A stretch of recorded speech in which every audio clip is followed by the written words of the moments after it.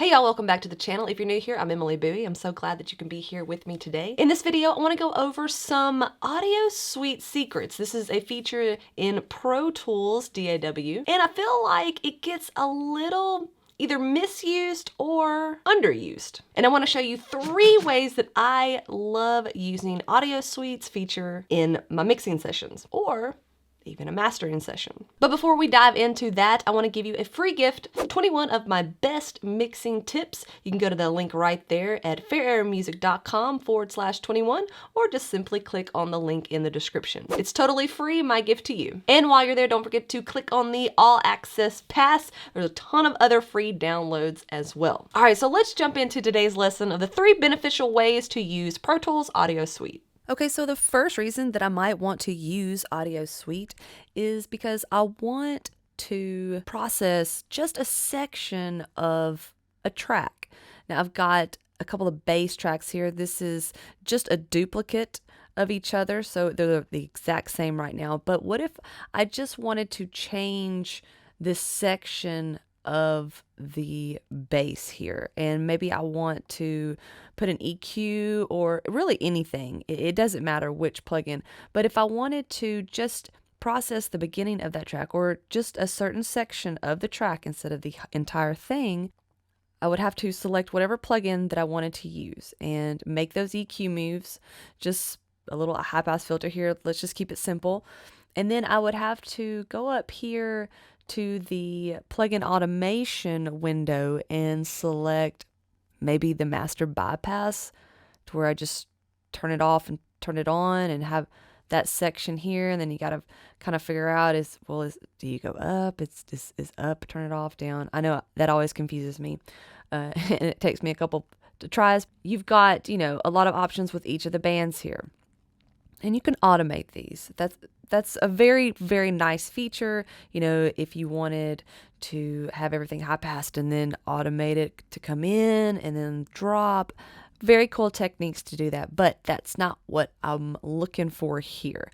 I just want to EQ, or I just want to compress a certain section. I just want to DS a certain section instead of the entire track.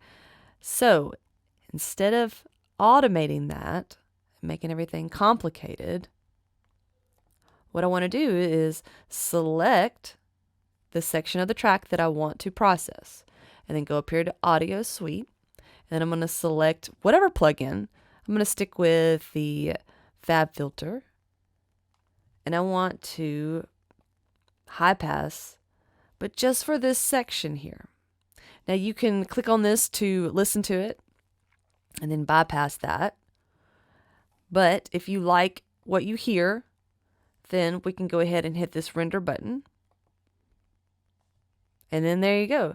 So you can see it's been processed with this high pass filter. And so since this was the original, they were just duplicates, this is what it sounds like before.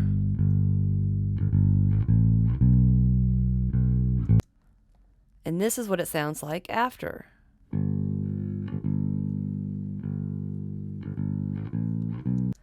And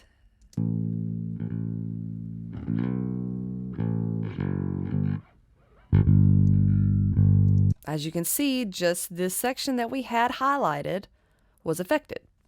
So this is really, really cool that, and you can just take any section that you want. And now I can do something completely different to this. Like I can now add a little bit of, let's say, this DBX compressor just to this section here. For some reason, I don't know why, but when you click on this, I'm not able to pick it up to record for y'all to listen to.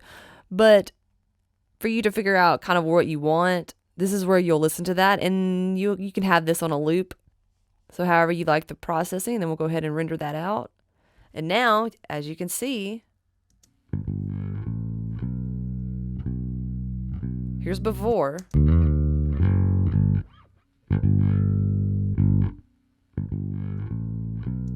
Okay? And what a lot of people don't know, and they get a little scared to do this type of processing with AudioSuite and after rendering, because they think that that's it. You can't get back. Well, just a simple Command Z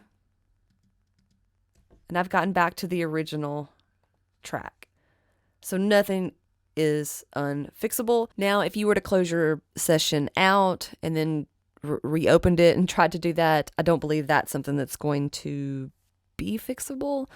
But you could save a version of this. So if you wanted to, make sure that you've got a copy, save as, however your track is, or go ahead and make a duplicate so that you'll always be able to have that original track to go back to if you decided you didn't want those rendered changes.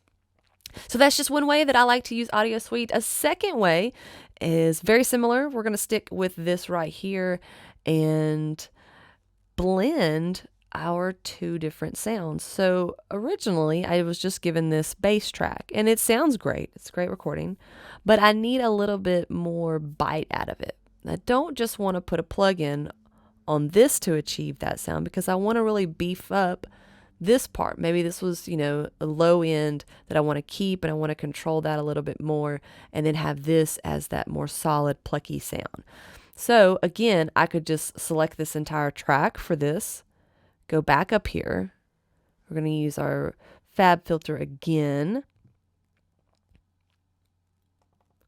And I'm going to high pass probably up to around maybe 144. I'm going to go ahead and render that. So now I've got two different tones here. I've got the original tone with no EQ moves on so far. And then I'm just getting more of this kind of mid-rangey plucky sounds, a little tighter sound.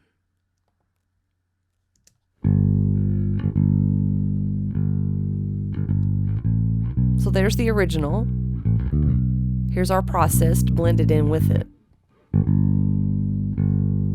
And then you can adjust this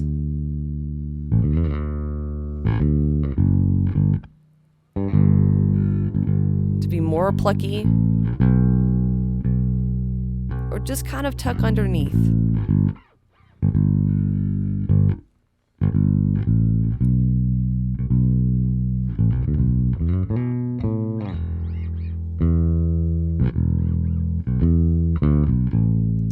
So I really like to use the AudioSuite to create tone, to blend tones, to kind of manipulate the original track, duplicate that to really come up with a different tone. And you can do that on electric guitars. It sounds pretty good. Add a reverb to one of them, create a room track that's really great for drums. If you weren't able to record any drum room sound, record down your stereo print of your drums and have it a track here, add a lot of reverb on it, and just blend that in ever so slightly. This can really help. And look, you're not using up any plug-in power, CPU. It's all been saved and rendered out there for you. Simple as that. Now, a third way that I love using AudioSuite is actually on a mastered track. So I've got one here, and if you notice, sometimes intros are a little bit quieter, or there's a little bit quieter piece in the middle there, and you want to process those a little bit differently. Like if you just stuck a limiter over all of it and you're trying to achieve the, loudest part, like right here, and then that's where you want to kind of listen to and get your level up to, but then you've got all this other stuff down here that's maybe not so, loud, and it's just not pushing your plugins like you want it to. Well, you can, go in here and select where that maybe starts and process this differently. So if you needed to, if you want to use your favorite stereo compressor on your master or your limiter, and it's sounding great, but it just doesn't sound as good on some parts because whether it's hitting too hard where it's too loud, where you have it set, if you like where it's set here. So this way you can set those up differently. So let's just go real simple here and use a 2500. This is the Waves version. And so I'll get that set how I want it.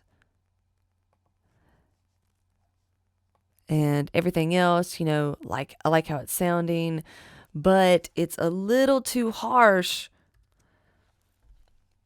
say down here, where everything is just all in at once. Same thing with EQ. If there's something in here that's different and I need to process that differently, don't be afraid to use AudioSuite when you're mastering. It's actually a really, really good tool. A lot of people don't talk about it. And I just wanted to mention those things here and the 3 reasons why you should use them and how they are most effective in certain areas of your mixes and masters.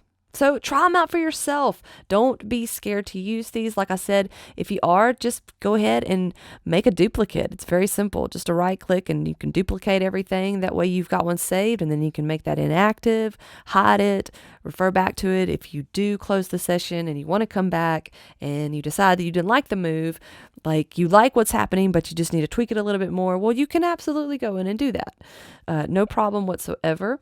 Then you've always got your duplicate copy just in case.